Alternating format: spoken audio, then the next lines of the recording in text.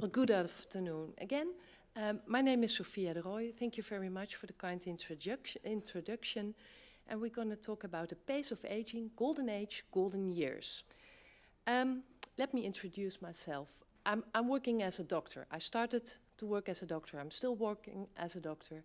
But I realized that combining clinical work with research that can make more impact to my vulnerable patients who visit my outpatient clinic at the age of 85 years old. That's the mean age.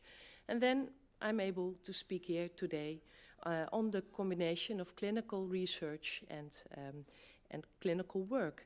In my work, I focus on this lady. But I realized that for healthy aging, we also have to focus on this little lady, but others will do that. I take care of this one. And in Groningen, as you know, right now, the city of healthy aging, we cover the whole spectrum. So what are we going to talk about? We're going to talk about change. Nothing the problem with that. I think golden age, golden years, and pace of aging are the topics you will. I hope I can interest you for that. And I'm also showing you how we can design new healthcare trajectories that can be suitable for the future and sustainable for the future. So, first I would like to start with a question for you, as you're all sitting here. It's quite a difficult question, but I hope it's not. Who of you wants to become older? Just raise your hands. There's nothing difficult with that. Okay, I see many hands. Not all hands, but then it is a bit a difficult question. This baby would like to become older, but she doesn't know, or he doesn't know. Who wants to be old of you? Just raise your hand. If you are waking up tomorrow and you're old, who wants to be that? Only 3? Isn't that a strange thing, that you would like to become something what you don't want to be? That's the thing I think you should think about, because that's the whole difficult thing of becoming older. We all would like, almost all, would like to become older, but being old, that's not a situation we're looking forward. But for the people who don't want to be old, change is happening, and in our current state of healthcare, many of us will become older and perhaps reach the age of 85.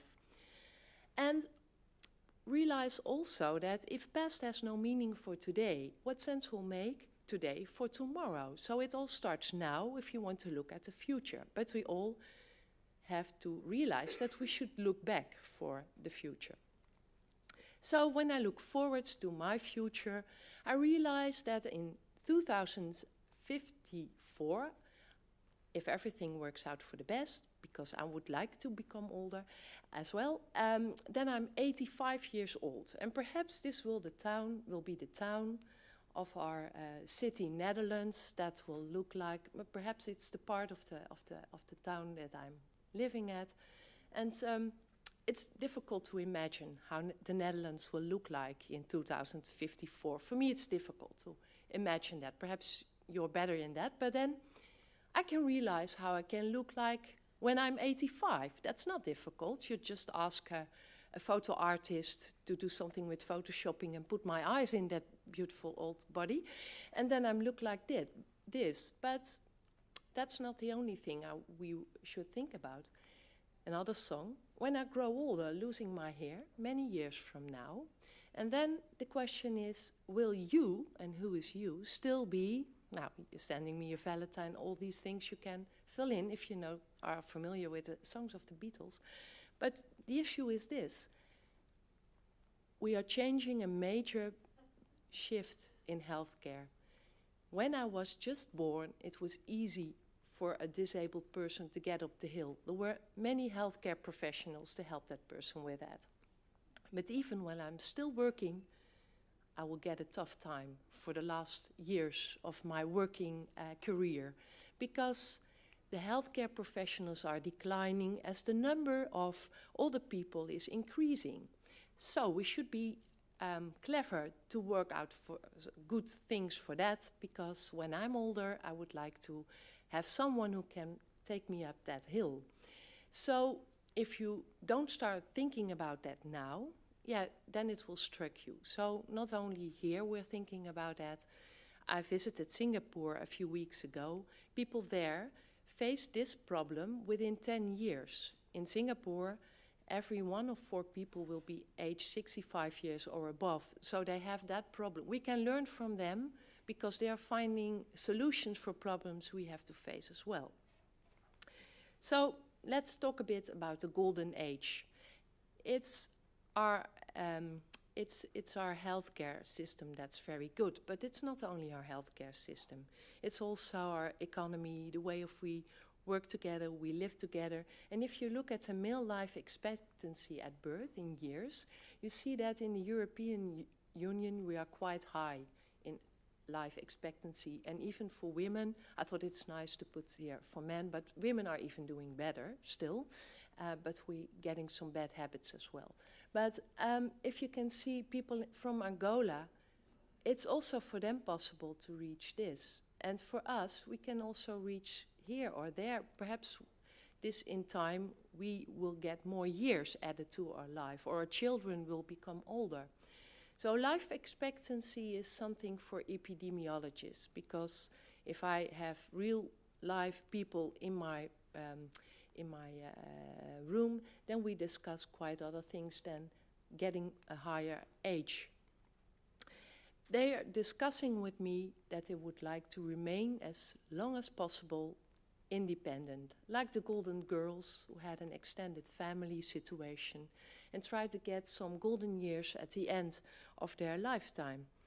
And then some interesting thing is happening. It's also starting now, but in the when you have an older age, it's you can find it easily, or more easily. When we look at the pace of aging, you see that the speed in which some countries are aging, populations of countries are aging, is different. You can call that the pace of aging. But I would like to focus your attention to another pace of aging. If you look from day to day in the mirror, and I think you all do that, then you don't see that you are getting older. But still, there's something happening, and that's called the pace of aging. Let me ask you, do you recognize this person? Who recognizes this person? You can just call his name, and then I say you're right or not. Yeah, that's the difficult part, I think. Okay, do you recognize this person? He's a bit older than this person? Yeah. Who is it? Jimmy Carter, yes. And he's aging, as you can see.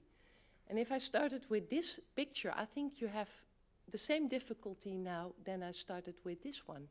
But this is the pace of aging. But then let's focus on the meaning of pace of aging. Or I think the meaning, that is the meaning. You can also look at it in a different way.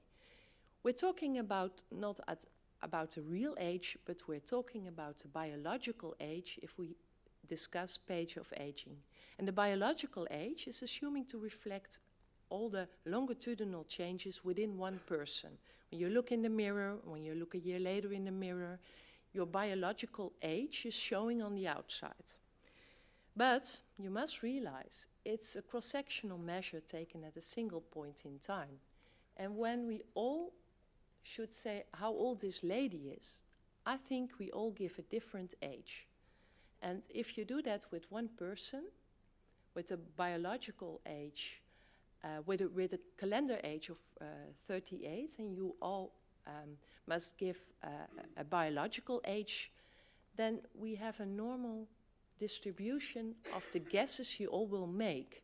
And that's interesting, because sometimes you have the situation that you think a person is older than he looks like, or younger than he looks like. And that pace of aging, does that mean something? Well, there was a very interesting study last year, and they tested the hypothesis that young adults with older biological age, at the age of 38, were actually aging faster. And they combined that with certain biomarkers. Biomarkers are aspects you can measure in the blood or in the functioning of a patient, of a person, I should say, because these aren't patients. And then you see that from the age of 26 till 38, some of these biomarkers also show a difference. And to compare these differences in course with people who have a high pace of aging and a low pace of aging at the same calendar age, then we realized that aging is a gradual and progressive deterioration of integrity across many multiple organ systems. And the interesting thing is that it can be shown on the outside of a person, only if you follow that person. So let's follow some very old, healthy, aging, elderly persons. They had a pace of grades that was quite reasonable for them. You recognize now Jimmy Carter, as you noticed his earlier pictures. You all know this guy, and these are also people who are at a high age, and they were called the elders. They're still called the elders, but not in the same company anymore. And they represent a group of people in which healthy aging is very clear, I think. And what about healthy aging? Well, I think this picture represents it, I hope, quite good for you. It's not about life expectancy and increasing the life expectancy. The average lifespan is something that is defined by the country where you live, perhaps by the social class you live in, but it's about increasing the health span, the number of years without disabilities. And healthy aging, we mean by healthy aging that the number of years you have to face disabilities is as small as possible. And we can start with that today, even if you are not a baby anymore.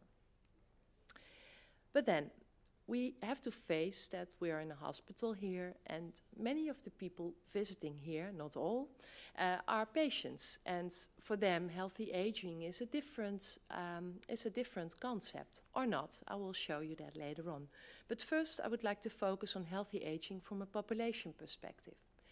Well, if you look at an aging population, and the elders represent the normal aging population, then remaining healthy is about preclinical and self-assessment, because these people aren't patients. They can take care of themselves, but we can offer them prevention by the government of colorectal cancer, for instance. But in high-risk groups, people who have one or two diseases, for instance, it's important to design good diagnostic and therapeutical procedures, because we are making sometimes patients out of people with a high risk of an illness, and that's not the same as a patient. And then in the clinical setting, that's the setting I normally work in, we have to discuss the end of life. And if a person has a problem, has an illness in that part of the population, it's about, shall we treat that illness or condition? Shall we try to do our best to maintain his functioning, his physical functioning? Or should we offer comfort in the last phase of life by supportive care? So that's the complete population. And it is no surprise for you that most of the people at a high age are not patients, and they benefit from prevention and enhancing self-management to remain as long as possible without disabilities they can't and so they can support themselves as long as possible. But it's also something about repairing differences in health literacy between social classes, because at the end of life, we see huge differences between the health span and the number of years a person has to face with disabilities. And it's all about healthy environment to focus on that as well. We're discussing this these days a lot. So we have new challenges. For me as a doctor, I treat diseases, but we also are in contact and we also have knowledge about prevention. So self-assessment and self-management for us as doctors are the elephant in the room.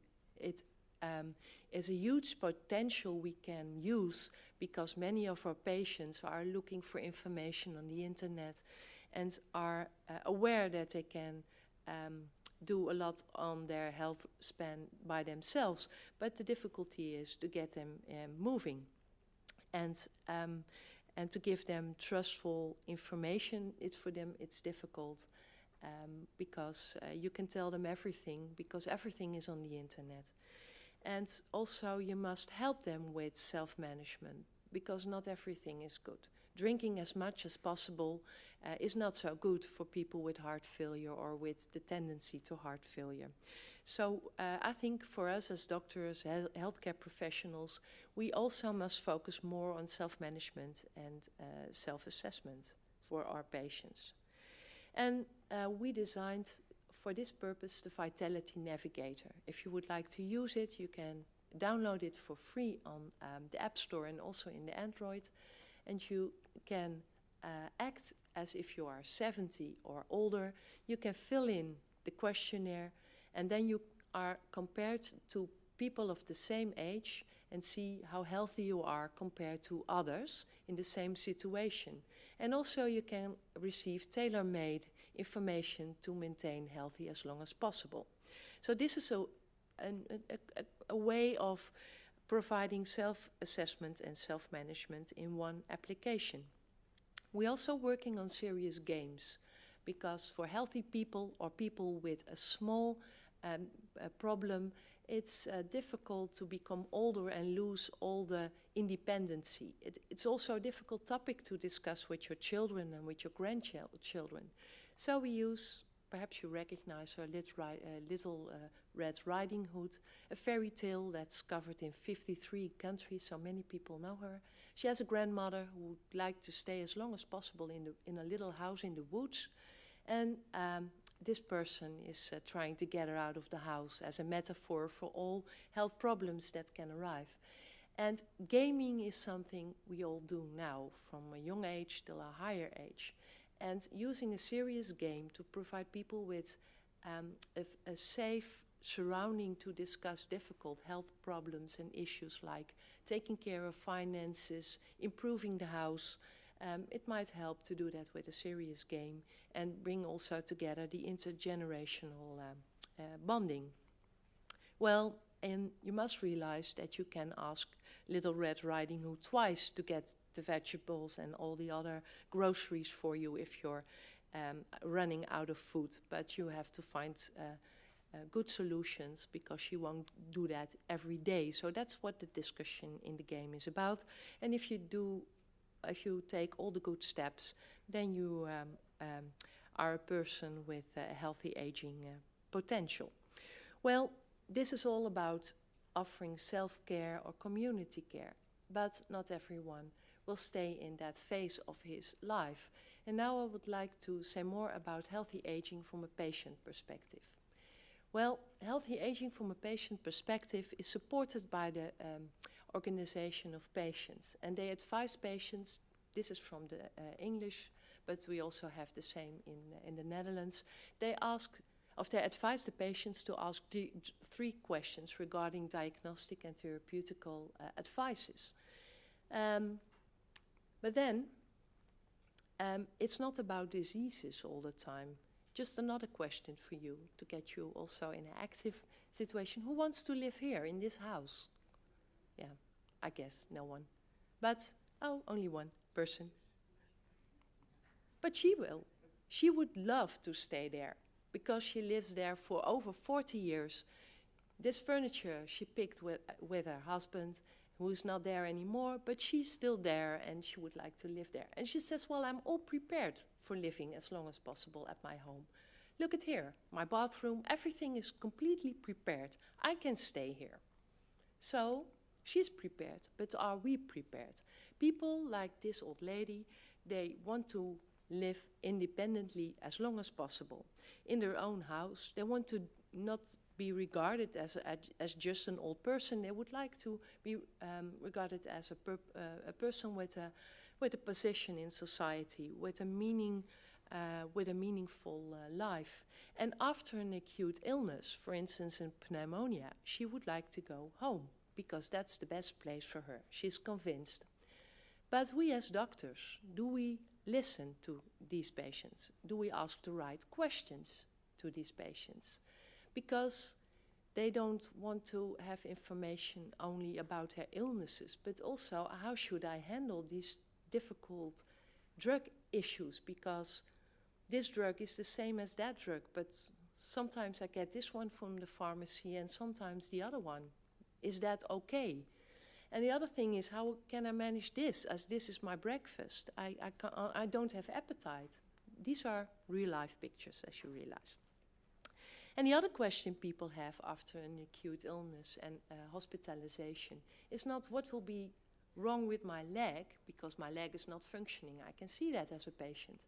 But here is in her head the question, will I be able to go home after this? So are we asking the right questions to the right people, and are we focusing on our care to the desired outcomes of our patients? So we have to design new healthcare scenarios.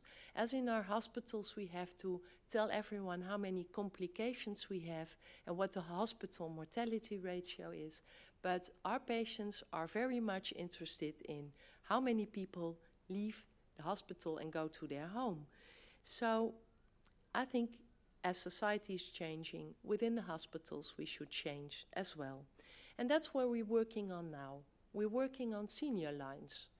With every patient that's aged 70 years and older, we have an interview. An anthropologist or a nursing science specialist are having interviews with patients, and we ask them what's the matter with you, because others ask that already, but we ask patients what matters to you. And so we make an inventarization of outcomes that are have real meaning for them. And then one of the new challenges we have to face, and in the next slides I will show you this huge challenge as well, is dementia. At this time, 1 out of 4 people aged 80 years or older has dementia. But not only the person with dementia has dementia, as many of these persons live at home, they have also spouses and family members who suffer from dementia as well. And it's difficult taking good care for people with dementia. So we have to design new solutions, because these people are also admitted to hospital receiving the same care, but are in a different situation than a cognitive and physical normal functioning older person. These new solutions should be designed in co-creation. Not we know what's best for you, but we have to ask and to listen. And therefore we have to realize that working in healthcare is getting more and more teamwork. I will show you some of these new, just one new scenario, how it can look like. And I'll also show you where it comes from. So I give you an example of a patient with dementia. And the example, the new solution we are working on, is called Hospital at Home. And if you are interested, you can read more on our website, and you can also put the English version on. Well, building the future of health is not for me as a doctor and a case, but also for my patient. But we have to face a lot of other persons and situations when we decide to rebuild care and make new care trajectories. We have to work on new protocols, we have to convince policymakers, we have to find payments, we have to find publicity, ways to convince people that a new solution is a better solution, and it helps if I can give presentations about that. So, thank you for listening. We're going to the emergency care. In our hospital we also have an emergency care, and it's in function as we are sitting right now. And every day a person with cognitive impairment is visiting our emergency department, but not only of our hospital, also of the 91 other Dutch hospitals. And what's happening then? Well, you're living with your family, and a normal person with a mean person with dementia has 9 years after the diagnosis. And then you have an acute pneumonia. And then the ambulance is called by your wife or by the general practitioner, and you're taken to the hospital. And it all goes so fast, and you have no time to realize what's happening, and your brain is not working on that good as well. So you hardly understand what's happening all around you, and it's a busy, busy situation. You see a lot of new people and new situations. And then when you're in a room, You ask all the time, what's happening? I don't want to be here. I just want to go home. What are you doing? Oh, what's this? What's that? That's the situation. And meanwhile, we are thinking about, is it a pneumonia, or should it be cardiac failure, or perhaps something else is going on? He's acting so strange. Perhaps he has a cerebrovascular accident. So meanwhile, we take our time, 2 hours in every consultant, so 6 hours later, and the emergency department is getting crowded and crowded. This person sometimes is still there. And if you think this is a coincidence or this is just an exaggerated situation, it's not, because many people at the end of dementia, at a life with dementia, have a hospitalization, and that's not a good place for them to be, as I demonstrated you, hopefully. Is there an alternative? Yes, there is an alternative. But we have to work on that, because we have to find a solution not only in the hospital but also outside the hospital. And it's proven, but we have to rearrange care trajectories. And it's also less costly, so why shouldn't we start with it tomorrow? Because we're not used to work suddenly in a different way, so we have to work on that very carefully.